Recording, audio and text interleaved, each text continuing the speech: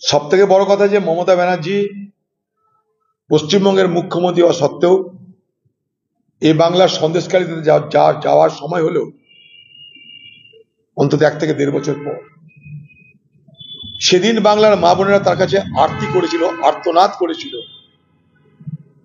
যে আপনিও মেয়ে, আমরাও মেয়ে, আমরা ধর্ষিতা হচ্ছে, আপনি আমাদের বাঁচান।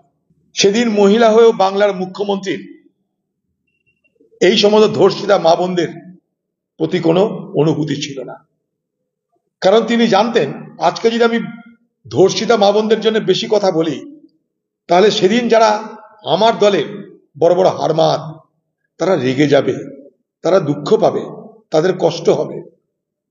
তাই সেই সমস্ত দুষ্টু ছেলেদের কষ্ট দিতে দিদি সেদিন চাইনি। এখন ভোট নেই, 1 বছর পর ভোট হবে 26-এ, বাজার গুছাতে হবে। সেই বাজার গুছাতে দিদি ময়দানে নেমে পড়েছে। তার প্রথম টার্গেট সন্দেশখালী। প্রথমে ভিক্ষার দেওয়ার চেষ্টা করবে, মা বোনদের খুশি করার চেষ্টা করবে, খুশি না হলে ভয় দেখাবে, প্রলোভনের ভান্ডার তার সামনে উজাড় করে দেবে।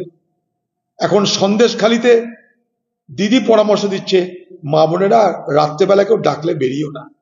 কিন্তু 1 বছর ধরে যারা বা কয়েক বছর ধরে এই আমাদের ঘরে মা বোনদের যারা ডেকে ডেকে রাত্রেবেলায় ভোগ করেছে, দিদি তাদের কথা জানতে পারেনি। অথচ দিদি আজকে সন্দেশখালীতে বলছেন সন্দেশখালী খবর 1 সেকেন্ডের মধ্যে পৌঁছায়, বাদুড়িয়ার খবর 2 সেকেন্ডের মধ্যে পৌঁছায়। দিদির কাছে বাংলার মা বোনদের ধর্ষিতার খবর আজও পৌঁছায় না। তার কাছে আরজি করের আমাদের ঘরের মেয়ের বোনের আর্তনাদের কান্না তাকে স্পর্শ করে না, তাকে সন্দেশখালী স্পর্শ করে না। তিনি এখন টোটকা দেওয়ার জন্য, টোটকা ওষুধ দিতে নির্বাচনের আগে তাদের কাছে প্রলোভনের ভান্ডার সামনে রেখে তিনি তাদেরকে প্রলোভিত করতে চাইছেন। আর দুষ্টু ছেলেদের কাছে না যাওয়ার জন্য তিনি পরামর্শ দিচ্ছেন সন্দেশকারীদের আগামী দিনে মিষ্টান্ন তৈরি হবে, সেই মিষ্টান্ন নিয়ে দিদি দুষ্টু ছেলেদের খুশি করতে, তাদের মুখে মিষ্টি মিষ্টি মুখ করতে, সেই দুষ্টু ছেলেদের মুখ মিষ্টু করতে দিদি সন্দেশখালীতে নাকি আবার মিষ্টির হাব বানাচ্ছে। সন্দেশখালীতে দিদির দল, ওই এলাকায় দিদির দল কি করেছে না করেছে দিদির থেকে ভালো কেউ জানে না, এবং দিদির প্রত্যক্ষ মদতে সেই এলাকার মা বোনেরা ধর্ষিতা হয়েছে।